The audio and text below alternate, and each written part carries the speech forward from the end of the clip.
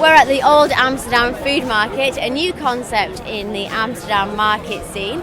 This market is all about rediscovering your relationship with food, exploring old techniques and traditional foods. So let's go meet who's here. Today we're letting people taste smoked food. I'm a smoker. I don't smoke. I smoke anything you can eat. Let's put it that way: fish and meat, and even vegetables and cheese, things like that. Today we have smoked wild salmon. These are actually line-caught salmon from Alaska, king salmon, and they're again caught in Alaska, shipped over to Amsterdam, and in our smokehouse in Amsterdam we fillet the fish, salt it, hang them up to dry like you see right now, and eventually they get smoked. But people always ask me, where'd you get the idea from? And I say, it's not my idea, you know. I've tried to find out when it actually started. Apparently, salting and smoking fishes started during the Stone Age, actually. Before people learned how to write, they were already doing this kind of work. So it goes back a long time. I mean, a fresh fish is only good for a couple of days, and a smoked fish like this, you can keep it for 3 or 4 weeks. So still we are practicing that tradition. So by salting it and smoking it, the fish dries a little bit, which concentrates the flavor.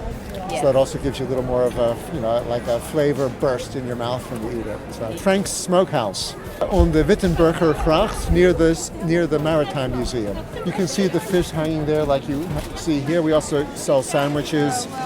We have about 30 different products that we make every week that you can take home to eat at home or taste them in our shop. If you want to have a little tour of our operation when you come to visit, no problem. We're happy to show you around. It's all very small scaled and very accessible. I'm Edward. I'm working here for Meet the Mushroom. We're a company that tries to show mushrooms as a sustainable source of protein, bring it more under the attention of people in the Netherlands. People mostly only know the champignon, while there are other mushrooms like the king's oyster or shiitake that have a much richer flavor and much higher content of vitamins and have a very nice texture that also feels a bit meaty. We recently started a new site where we grow the mushrooms in Amsterdam, close to the Eye. We grow there king's oysters and shiitakes. We developed an own climate system. And for example, the king's oyster like to grow in blue light, so we have nice LED lighting in there for the mushrooms to grow optimally. At the same time, we are developing a new source of protein called what we call mushroom meat.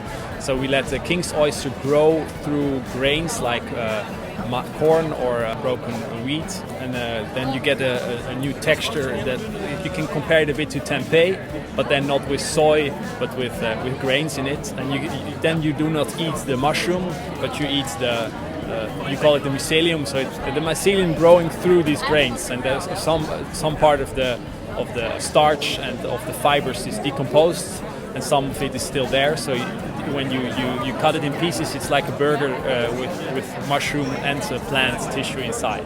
So that will be our mushroom meat. And at the same time, our name wants people to meet mushrooms, to really learn what mushrooms is all about. Our company's founders were really long involved with mushrooms, but they really hated to see that the Dutch people don't know anything about it. They even call all mushrooms champignons because that's the only thing they know. But mushrooms are much more. There are 1,000 million sorts of species of mushrooms, and many of them are really tasty. For example, the shiitake and the king's oyster, if you bake them, there's a rich umami flavor that comes out of it, and that gives it also the meaty taste.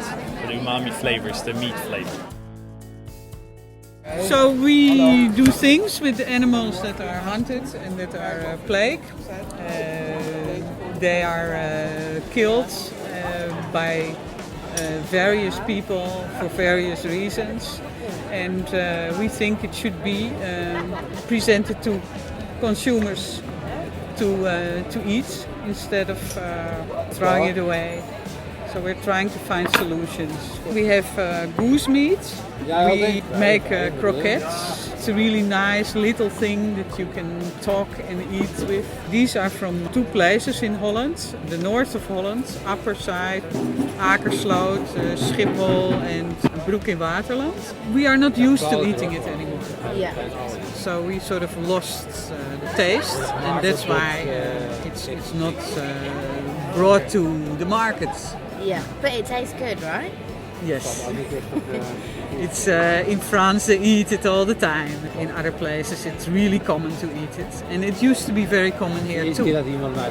But this is one animal. We also have the crawfish, and of course crawfish we do eat a lot here, but then it's from China. And we import cheap meat from other places. We have it online, and we have it also in the shops that we work together with. So this is made by Frank Smokerhouse. So he has his own store, and we bring it to places where they ask us to come, like here, this place, and we go to festivals to tell the story. I'm Nicole Schatborn, together with Rob Hagenau. I have the kitchen of the undesired animal, or the unwanted animal, and you can find us on Facebook, keuken van het ongewenst dier.